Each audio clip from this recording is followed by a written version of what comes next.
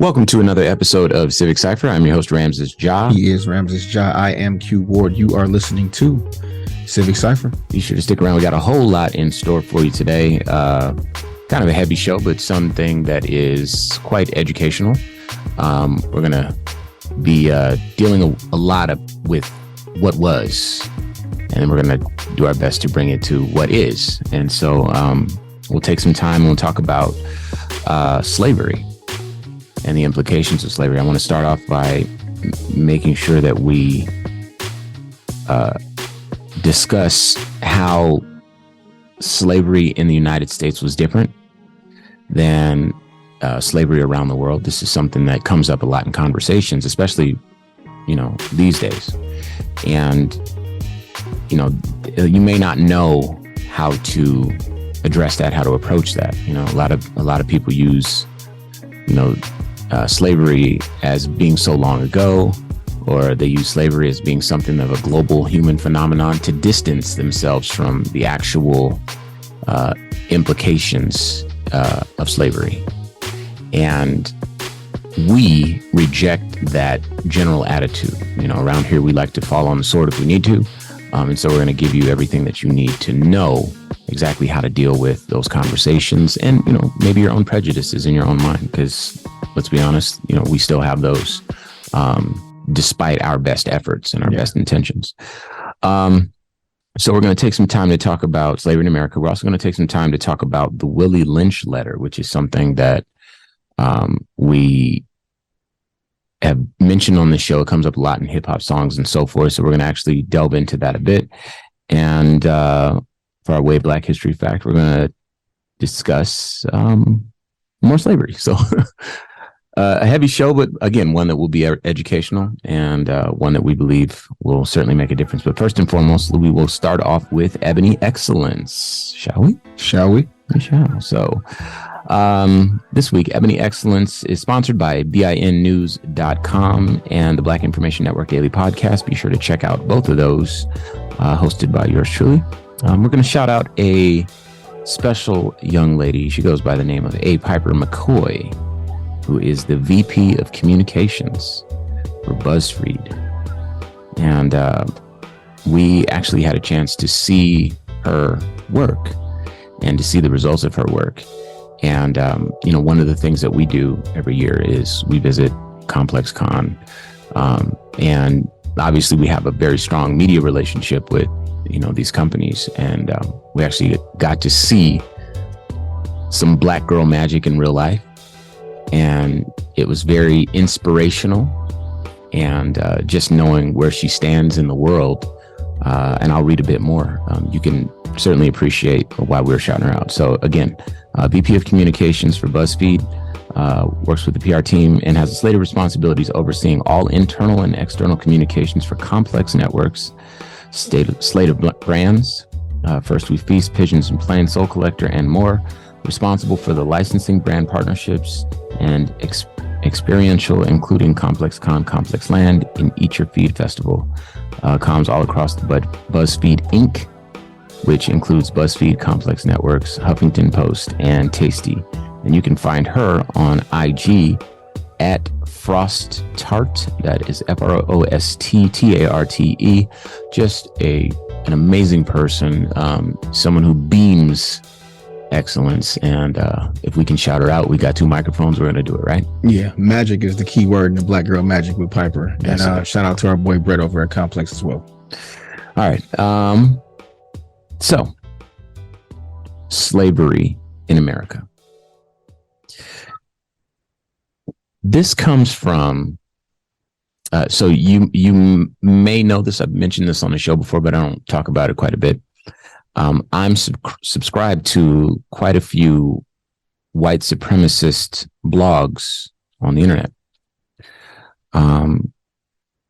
And that's because I have to be. I need to know what it is people are thinking, what it is people are saying, what it is people are hiding behind, that is creating a distance between the us's and the them's in these very important conversations. Well, one thing that I came across that was a little troubling recently was that, there's a group of people that really feel like Black people are responsible for slavery. Something that Q and I have discussed quite a bit on our various media rounds is that we take issue with the narrative that slavery was a choice made by Black people. And for those familiar with, our conversations beyond just this show, you may know that that's something that, especially for Q, is it's a touchy subject, because he and me and most of us wholeheartedly disagree with that statement. It's just a complete falsehood, and it is extremely insensitive and unfair and unkind. However, there are groups of people, mostly white folks, in little pockets of the internet who are very, very racist, who they need this to be true. And so they will do their best to try to build an argument that removes white people from the responsibilities of slavery and kind of put Black people in the hot seat, if you will. So this idea that Black people are responsible for slavery does exist. And if you start to feel that way, and you're a white person, particularly an older white male, if you feel that Black people are responsible for slavery, then you feel less connected with the results of slavery. You feel less connected with sort of the responsibility to address, the issues, the systemic issues and so forth. It's very easy for you to hide behind a narrative that tells you that, white people are the great conquerors of the world and deserve to be so, and Black people are just born bad and they are all bad. And the reason they're bad now is because bad is the natural state of Black people. And it turns a blind eye to the reality of the situation. Like, where's the most Black people? In Africa. If you go to Africa, you find that there are Black people that are literally kings and queens, and they're full complex societies all the way down to, some bad people, and there's not nearly as many people in prison in Africa, but we have a whole separate, prison problem in this country. And to those people who say, Africa is, very poor, that Africa is, on and on. A lot that has to do with that is not it doesn't have anything to do with anything other than guns. Who has the gunpowder? Who shows up when everyone has the spears with the guns? And then, the snowball effect of that, who owns these lands, who can extract the resources, where is the infrastructure pointed? Is the infrastructure pointed toward the coastline so that the resources can be extracted and shipped up to Great Britain or to the Americas? Or is the infrastructure, in these countries, has it developed along with the rest of the industrialized world? So, again, these falsehoods allow these often very conservative white men to insulate themselves from the reality of the situation, which is that, we're not really conquerors. We're more often regarded as, thieves and plunderers and looters and liars and so forth, right?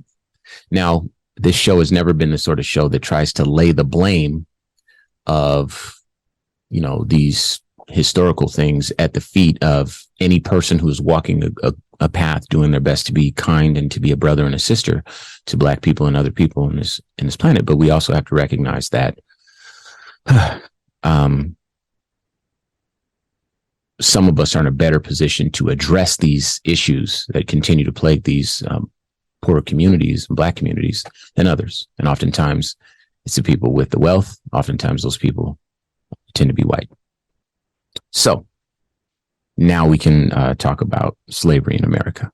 My bad, that was a mouthful, but I needed to get that all out there to kind of frame the conversation today. So let's start. Slaves were purchased from Africans. All right. That is true. That is something that, we have to acknowledge on all sides. And that's okay. I don't think that's the worst thing in the world, because when you have a full picture of exactly what that means, you understand it. Bear in mind that when you hear that you can go and buy slaves, and then you go and buy slaves, you in effect create an economy where slaves is your main export, right? And that was true for hundreds of years in Africa. Okay.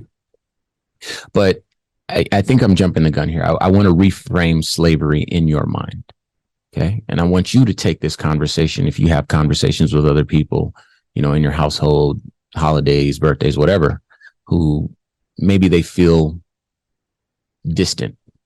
They feel like these problems aren't really theirs to have to deal with. This will allow you to kind of bring them into the conversation. So here's what I want you to do. Don't get mad at me, Q, because I know you tend to get mad when I do this, but I want you to change the word slave. I want you to, well, not change it. I want you to add another word to it. Let's call it child slave. Okay. And everything that implies, there are some very awful people in the world who may purchase a child slave for everything disgusting that you may be thinking right now. Okay. And I'll refrain from using the real word that, is probably in your mind, but I don't want to trigger anyone. So we'll go with child slave. Okay. So let's rethink the economy of slavery, of buying and selling human beings. Okay. And because you may have been taught, unintentionally to be racist, even Black people, we're taught racist stereotypes. We're not impervious to those things. Okay. So this doesn't make you a bad person. This makes you human and susceptible to propaganda, to systemic influence. Okay. But I'm going to help you cut through that, because you might think about Black people a certain way, but human beings have a tendency to think of children the same way. So let's, again, instead of slavery, we'll go with child slaves. Okay. So we're going to read this again. Child slaves were purchased from Africa. Okay. Does that change a bit in your mind? Because it should. Because then it should go, whoa. No one should be purchasing children, right? That's an awful thing to think of. What are they doing with these children? They're taking them from the home. They don't, what's the point of this? But I'll continue. Bear in mind, child slaves.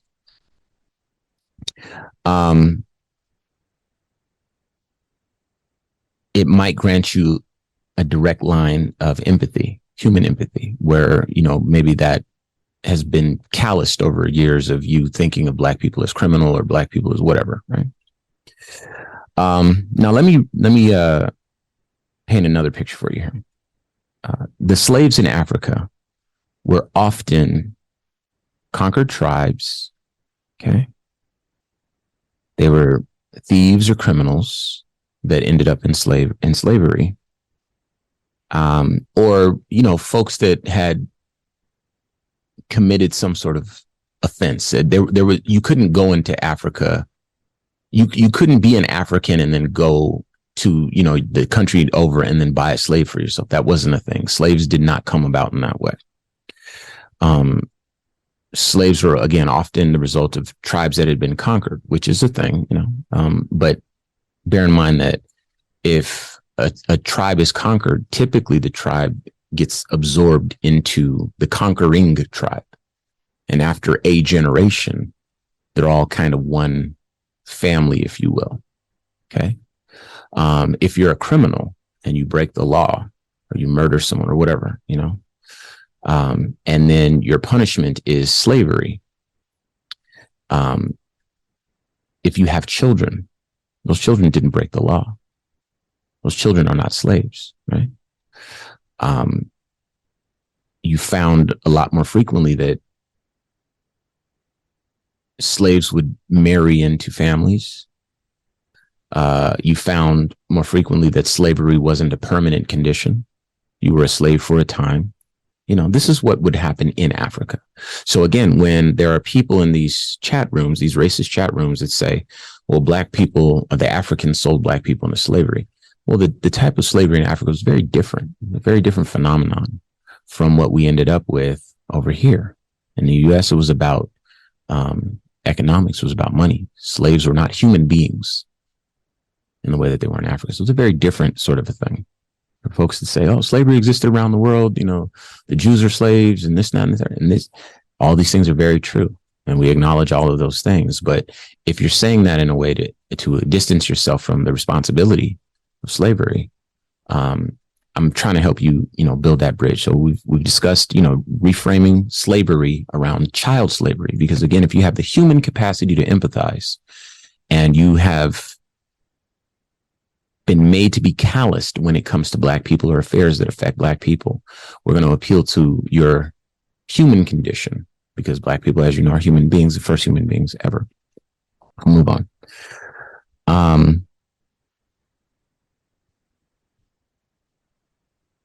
Slavery in the United States was based on race, meaning that it was something that followed you. The stench, the legacy followed you. Even if you found freedom, the handful of slave movies you may have seen, at the end, the hero gets freedom or whatever. You can be talking about Django, 12 Years a Slave, any of the slave movies. We know them all, right? Typically during that period, if the movie is from a Black person's perspective, this is what the end goal is: to be free, right? We'll talk about freedom a bit in the second half of the show, but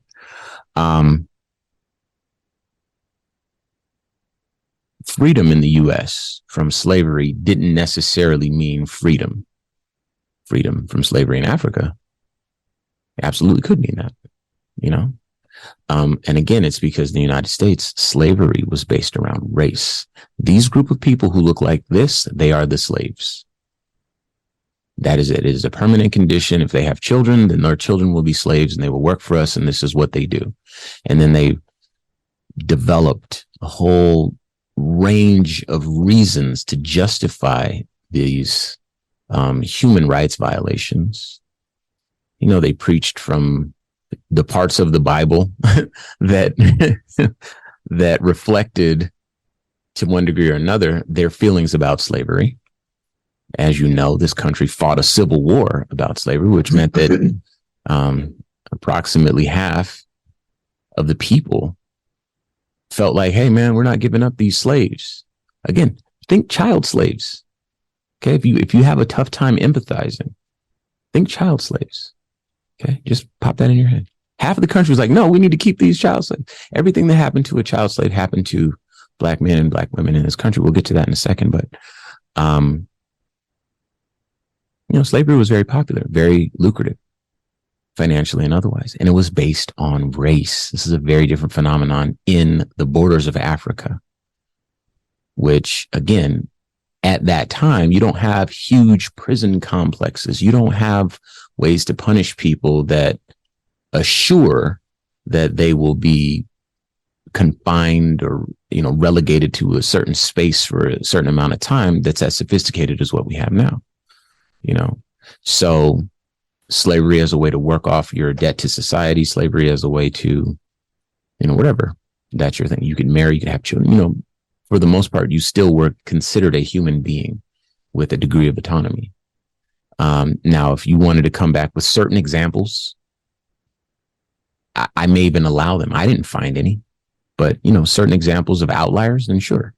But for the most part, if we're talking about the institution of slavery, we're talking about a fundamental difference at the core of what took place in Africa versus what took place in the United States. Now, I've been talking a lot. I know you've been over there champing at the bit. Anything so far? Sure. I mean, I'd like to really approach it from the perspective of a student. Okay.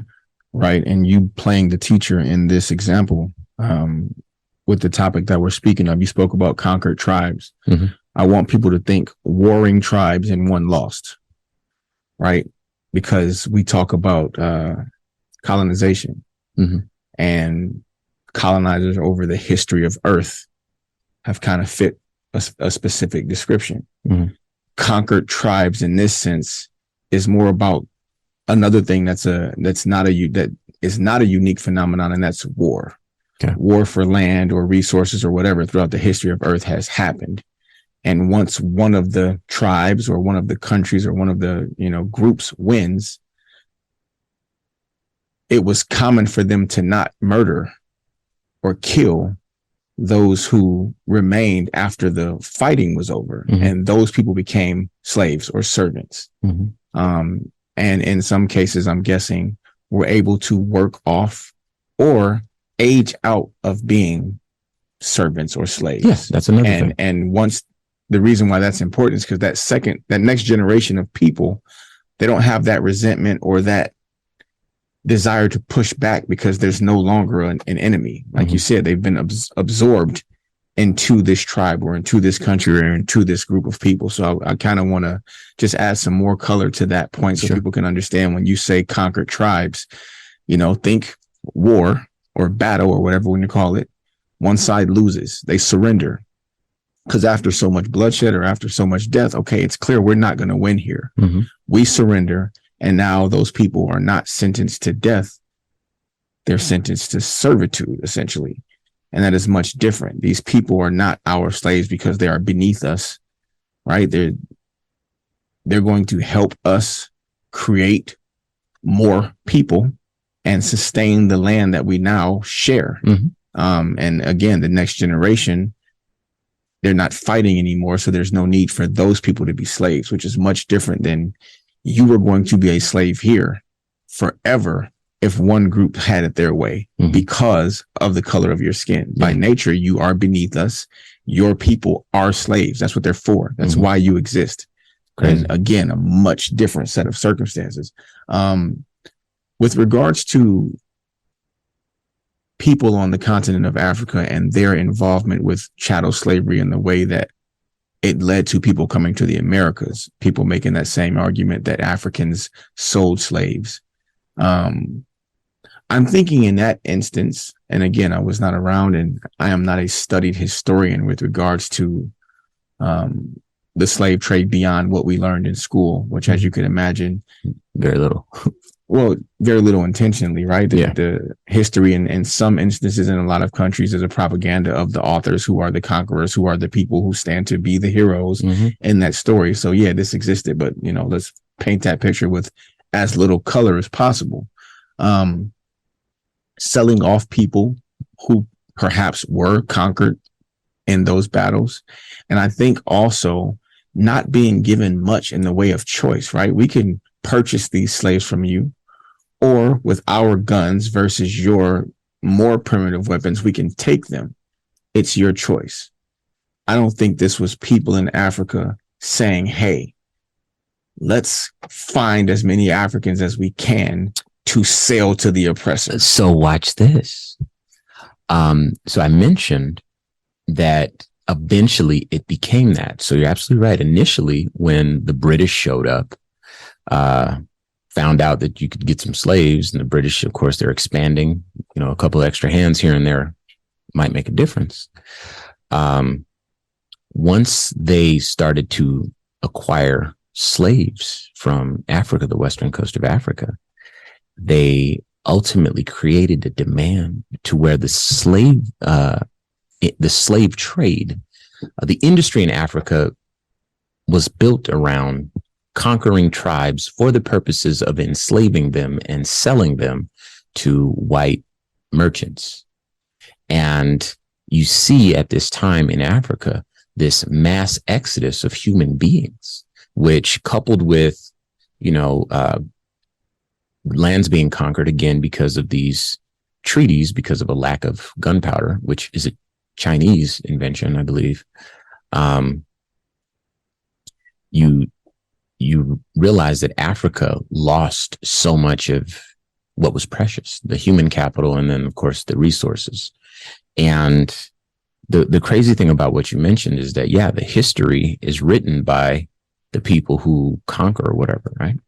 So it's funny because we know that the British were the originals to, start the slave trade or whatever. Remember, America were British colonies at the time, right? But then the British loves to say that they were the first to outlaw slavery, and they conveniently leave out the fact that they paid reparations to the slaveholders. Same thing that happened in the U.S. So it's important for us to understand that this happened so that we can understand the legacy of it and the weight that it still carries in our day-to-day lives. And we're going to touch on that in the second half of the show. So stick around for that.